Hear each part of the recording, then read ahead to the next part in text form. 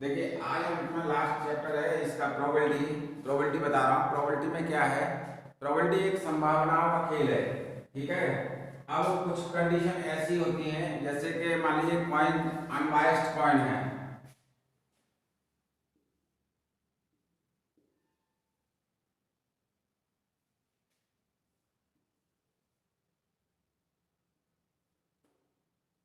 Unbiased coin लिया है तो इसमें कॉइन लिया है तो इसकी दो प्रोबेबिलिटी होंगी। एक तो हेड आ सकता है या टेल आ सकता है।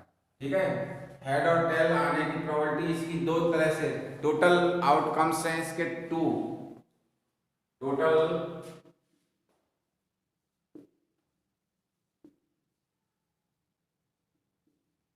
आउटकम्स हैं हेड और टेल, यानी एच और टी, यानी ये वैल्यू हो गई। ठीक है। एन एस, एन एस की वैल्यू नंबर के लेते हैं तो 2 हो जाएगा। ठीक है। अब प्रोबेबिलिटी ऑफ हेड निकालनी है, फेवरेबल नंबर है।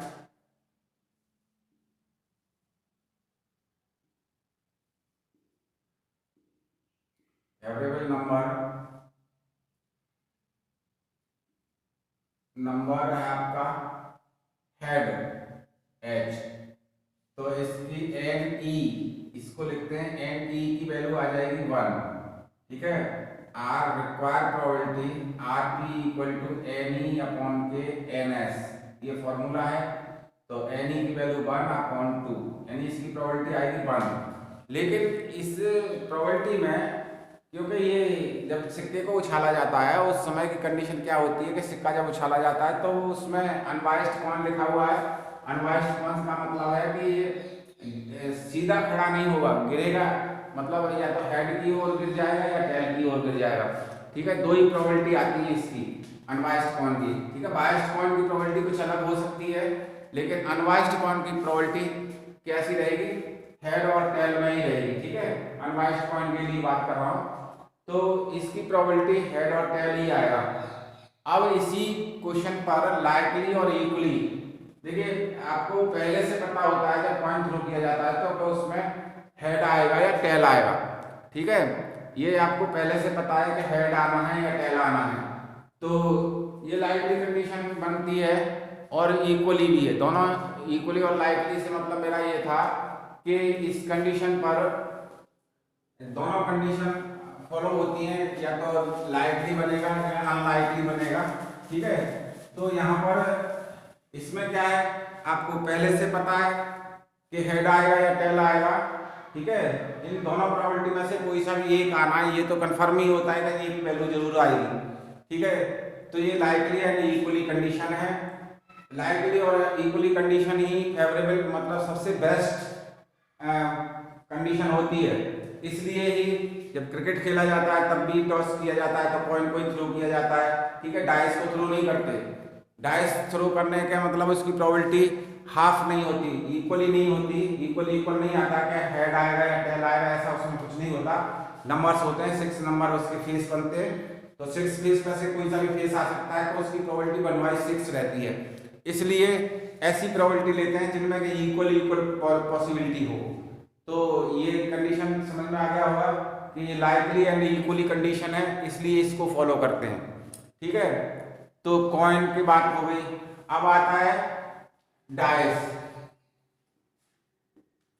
डाइस जो किया है तो यहाँ पर 1 नंबर आ सकता है, 2 नंबर आ सकता है, 3 नंबर आ सकता है, 4 आ सकता है, 5 आ सकता है और 6 आ सकता है। ठीक है। डाइस में थ्रो करते हैं तो 6 फेस होते हैं इसके। ये क्यूब के आकार की वैल्यू होती है। ठीक है। इस तरह से ये बना हुआ होता है और इसके हर फेस पर एक नंबर पड़ा होता है, 1 2, एक पर 1 पड़ा होगा, दूसरे पर 2 3, फिर 4 5, ऐसे करके 6 तक ये इस पे नंबर पड़े होते हैं। तो डाइस की प्रोबेबिलिटी, नंबर 1 आने की प्रोबेबिलिटी एन ई की वैल्यू रहेगी 1। मान लीजिए 1 नंबर के लिए किसने टॉस किया है, मेरा 1 नंबर आएगा तो 1 नंबर की प्रोबेबिलिटी तो एक नंबर 1 आएगा। ठीक है। और ऐसे ही 2 नंबर की प्रोबेबिलिटी निकालेगा तब भी 1 ही आएगा। 3 नंबर की प्रोबेबिलिटी लेगा तब भी 3 1 ही नंबर आएगा। ठीक है। एन नंबर लगा रखा है मैंने, जैसे कि ई की वैल्यू तो है फेवरेबल नंबर, मान लीजिए किसी ने 2 को सेलेक्ट किया है तो 2, एन ई की वैल्यू आएगी, नंबर तो एक ही है ना, ठीक है। और एन एस टोटल नंबर कितने हैं, 6 हो गए। तो आर पी इक्वल टू कितना आ जाएगा, 1/6 आ जाएगी। R P equal to N E upon N S, यानी कि 1/6 आ जाएगी। किसी भी नंबर की प्रोबेबिलिटी इसमें हमेशा ही 1/6 रहेगी, ठीक है। अब किसी स्टूडेंट ने ये कहा कि मेरा तो इवन नंबर आएगा, इवन नंबर आने की प्रोबेबिलिटी फॉर इवन नंबर के लिए हम क्या करेंगे, इवन नंबर 2 है, 4 है और 6 है, तो फेवरेबल नंबर आएंगे। फेवरेबल नंबर आपके कितने होंगे, 2, 4 और 6, ठीक है। एन ई की वैल्यू आ जाएगी 3 और एन एस में इसमें कितने नंबर हैं, 6। तो R P equal to N E upon के एन एस, यानी कि 3/6, यानी कि 1/2 आएगी प्रोबेबिलिटी, ठीक है। ऐसे ही प्राइम नंबर है, प्राइम नंबर 2 है, 3 है और 5 है। प्राइम नंबर कितने, प्राइम नंबर 2 होता है, 2 फिर 3 फिर 5, यानी 3 नंबर हो जाएंगे। तो इसकी भी प्रोबेबिलिटी कितनी आएगी, 1/2, ठीक है। ऑड नंबर की भी प्रोबेबिलिटी 1/2 ही रहेगी। ये डाइस के लिए था, डाइस थ्रो किया जाता है तब, ठीक है। ये सिंगल सिंगल की कंडीशन बता रहा हूं कि सिंगल सिंगल इसमें किस तरह से रहते हैं। अब आते हैं card, playing card.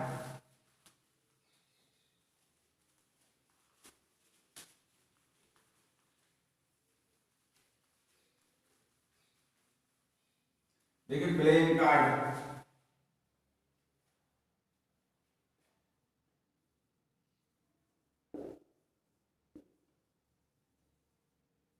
Playing cards में क्या है, प्लेइंग कार्ड्स में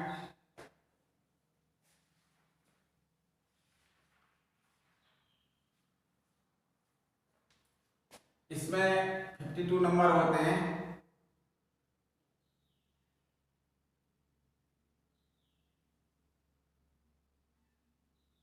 ये हार्ट है,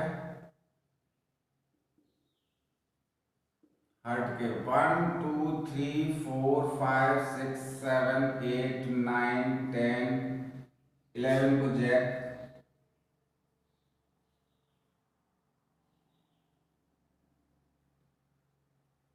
queue, king,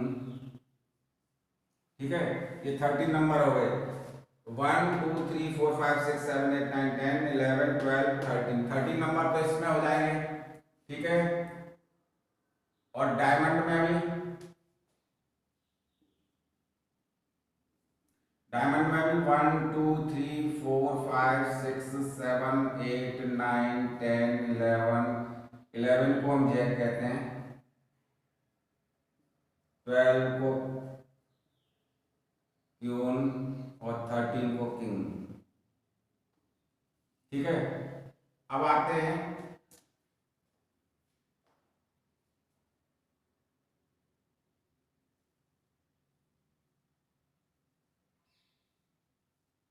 club,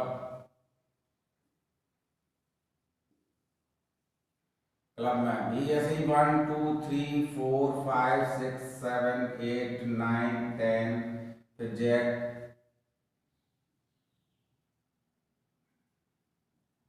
queue, king, ठीक है।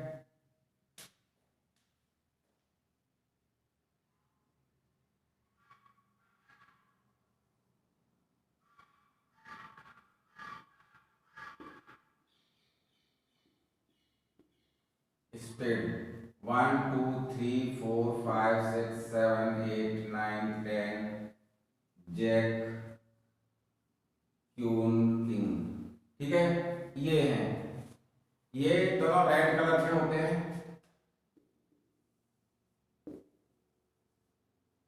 और ये ब्लैक कलर होता है, ठीक है। इस तरह से इनका 52 टोटल कार्ड हो जाते हैं, 52,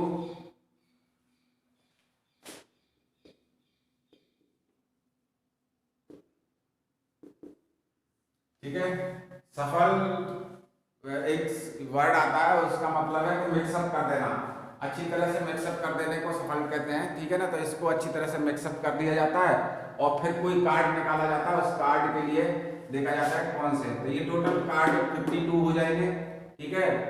अब diamond, heart, diamond, club, spade, हर एक के 13 नंबर हैं, 13 मिला करके ये कितना हो जाता है 52 हो जाएगा, टोटल कार्ड आएंगे।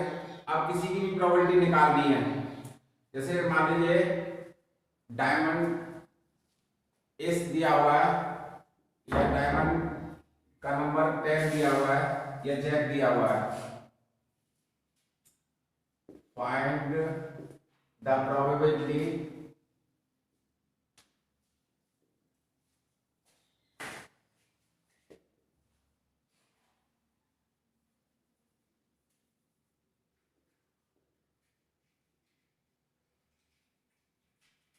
देखिए, ठीक इसकी प्रोबेबिलिटी देखते हैं। तो probability, find the probability of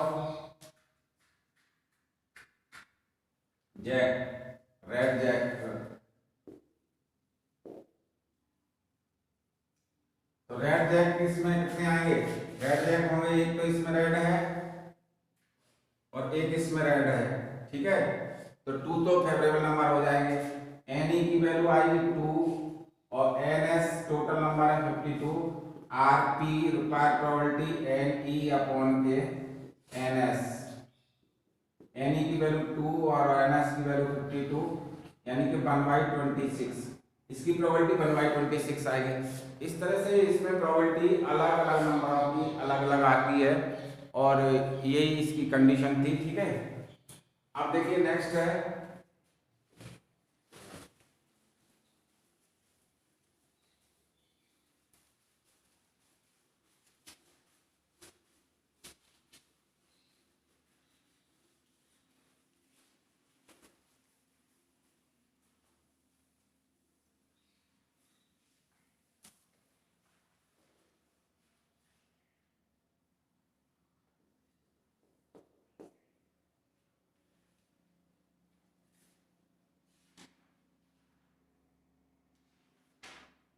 अब इसमें एक कंडीशन और है, मान लीजिए 2 कॉइंस आर थ्रोन साइमल्टेनियसली,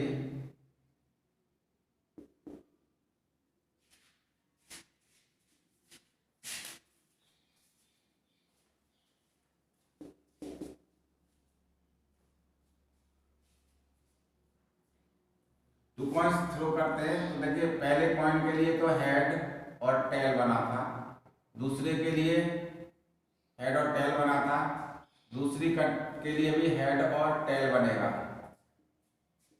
ठीक है। तो इसको आप ऐसे लिखेंगे, इसका टोटल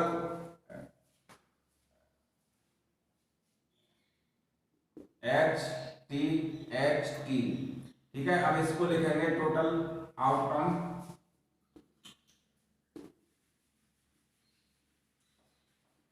टोटल आउटकम्स क्या होंगे, एच एच, एच एच आ जाए, फिर एच टी आ जाए, फिर एच टी एच आ जाए, टी एच, फिर टी टी आ जाए, यानी टोटल आउटकम्स 4 बनेंगे, ठीक है। ऐसे करके ये बन गया। फिर दोबारा अगर 3 डाइस थ्रो करता है तो एच टी और लिख लीजिएगा। फिर आपको बनाना सैंपल स्पेस है ये,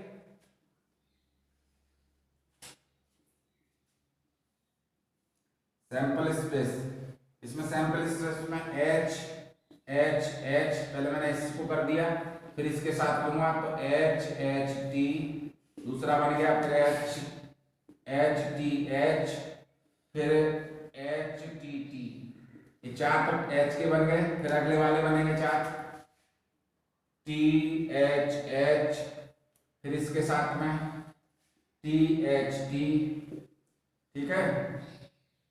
फिर T T H, T T H, फिर टी टी टी, ये टोटल 8 बन के आएंगे, ठीक है। अगली बार एक और बनाओगे तो 16 बन के आएंगे। इस तरह से इनको बनाते हैं, ठीक है।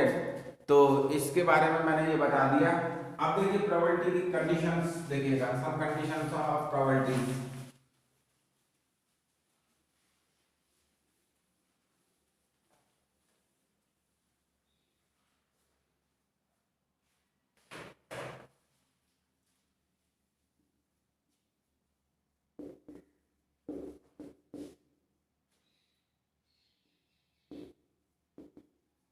सम कंडीशन ऑफ प्रोबेबिलिटीज, इसमें क्या है,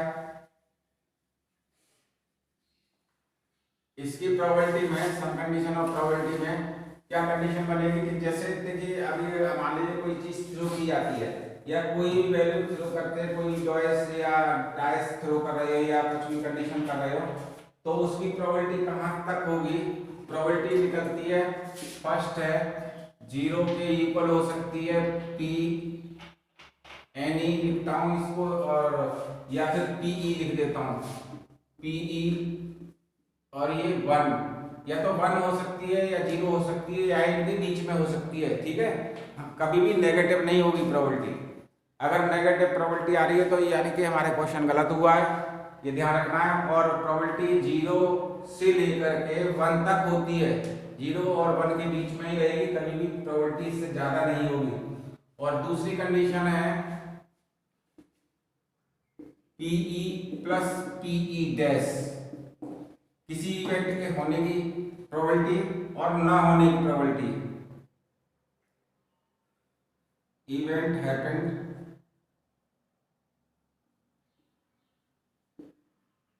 ठीक है, और इवेंट इज नॉट हैपेंड